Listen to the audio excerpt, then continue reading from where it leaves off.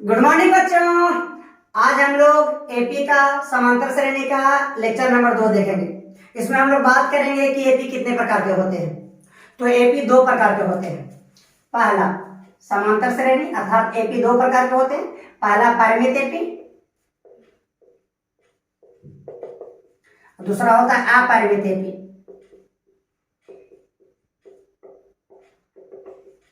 परिमित एपी वैसा एपी जिसमें पदों की संख्या सीमित हो, जिसके पदों की संख्या को गिना जा सके, परिमित एपी कहलाता है। एग्जाम्पल के लिए 5, 7, 9, 11, 13, 15 एक परिमित एपी है क्योंकि इसकी पदों की संख्या सीमित है और ऐसे हम गिन सकते हैं 1, 2, 3, 4, 5, 6 पद।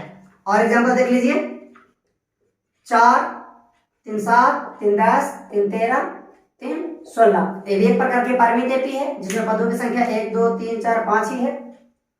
अब हम लोग बात कर लेते हैं अपरिमित एपी। एक ऐसा एपी जिसके पदों की संख्या को गिना नहीं जा सके, जिसके पदों की संख्या असीमित हो, उसे कहते हैं अपरिमित एपी। जिसमें पदों की संख्या अनंत हो, जैसे एग्जाम्पल के लिए 2, 4, 6, 8 डॉट डॉट। इसमें देखिए पदों की संख्या 1, 2, 3, 4 और इसके बारे में हम लोग नहीं जानते हैं कि कहां तक इसका अंत है, अतः एक अपरिमित एपी है।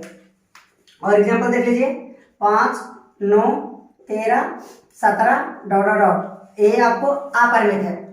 क्यों अपरिमित एपी है? क्योंकि इसके पदों की संख्या की कोनो लिमिट नहीं है, हम इसको गिन नहीं सकते क्योंकि इसका जो सबसे अंतिम वाला पद है उसके बारे में कोनो विश्लेषण नहीं है।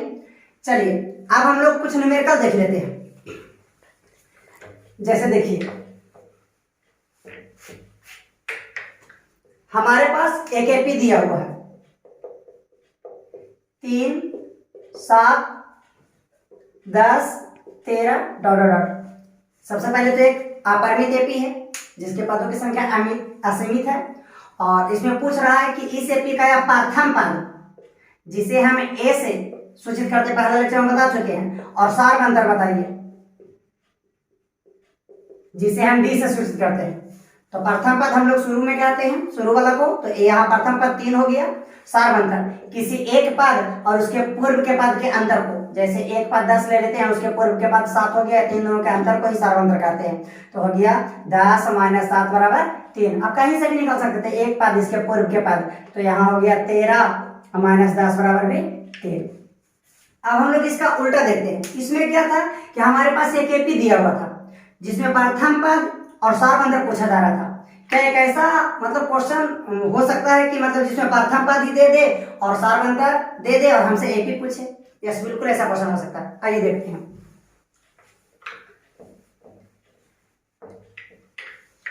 देखिए हमारे पास दे दिया है कि किसी एपी का प्रथम पद 5 है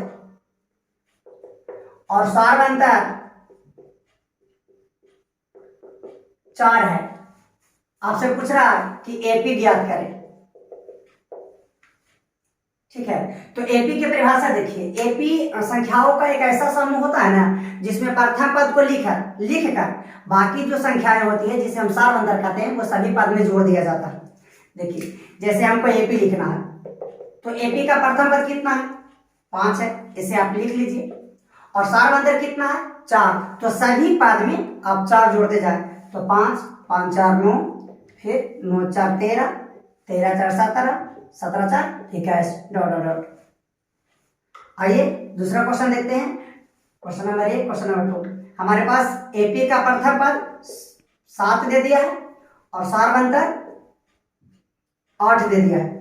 पूछ रहा है कि एपी निकालिए। तो एपी निकालना है तो सर्वप्रथम प्रथम पद लिख देंगे। तो प्रथम पद आपको 7 है, सारवंतर कितना है? 8। तो सभी में जोड़ते चलिए 8, 7, 15, 15, 8, 23, 23, 8, 31 डॉट डॉट डॉट। अब हम लोग बात करेंगे कि किसी एपी के समान पद को किस मतलब सूचित किया जाता है। आइए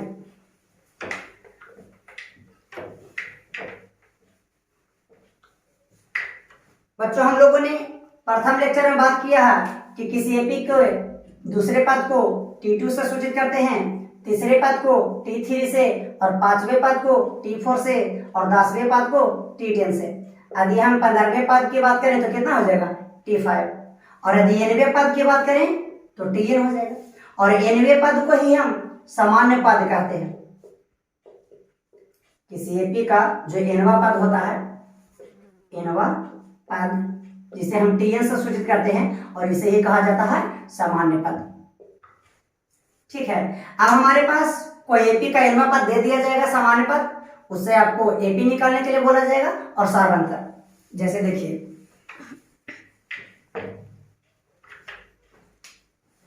कहता है किसी एपी का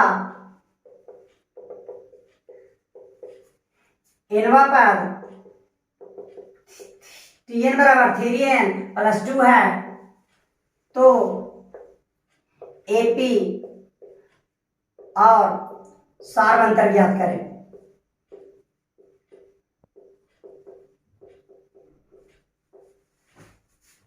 किसी एपी का nवां पद 3n प्लस कितना है, 2 है, तो आपको निकालना क्या है, एपी और इसका सारवंतर। तो सबसे पहले हल लिखेंगे।